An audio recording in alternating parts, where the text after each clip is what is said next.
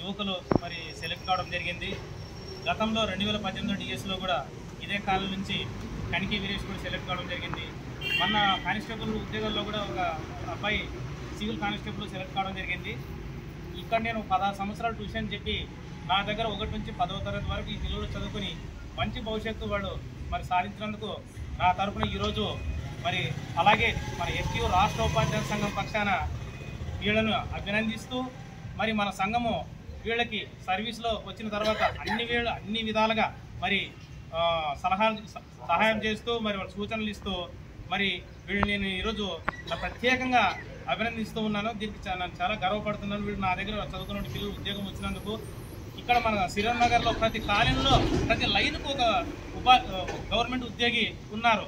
అలా కాకుండా ప్రతి ఇంట్లో ఒక ఉద్యోగం సాధించాలని నేను ఈ సందర్భంగా నేను తెలియజేస్తూ వీళ్ళు స్ఫూర్తిగా తీసుకుని మరింత మంది ఇక్కడ ఉద్యోగాలు సంపాదించాలని నేను కోరుకుంటూ మరి ధన్యవాదాలు తెలియజేస్తున్నాను.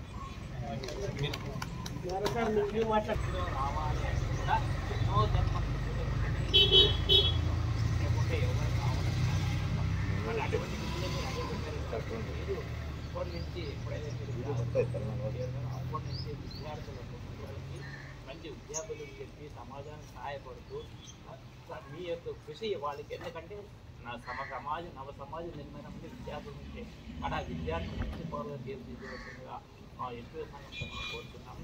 అది మేము ముందుగా ఆకాంక్షించారు. రెండవది మేము ఇచ్చింది ఆకపూర్వం ఎంతో ఉపాధ్యాయులకు ఎన్నో కష్టాలు వచ్చి మనకన్నా పూర్వీకులు తమ ప్రాణాలని ఉద్యోగాన్ని డబ్బుల్ని అన్నింటినీ వదులుకొని సంఘం కోసం జైలుకి వెళ్ళి పోయిన వాళ్ళు సంఘం ఇది. అటువంటి చరిత్ర ఉన్న ఏకైక సంఘం ఈ ఎస్టీ సంఘం. ఆ సంఘంలో మీరు కూడా కోరుతున్నాం. మీరు ఈ జిల్లాలో ఈ ఎక్కడ ఏ మండలం మీరు వచ్చినా తీసుకోండి.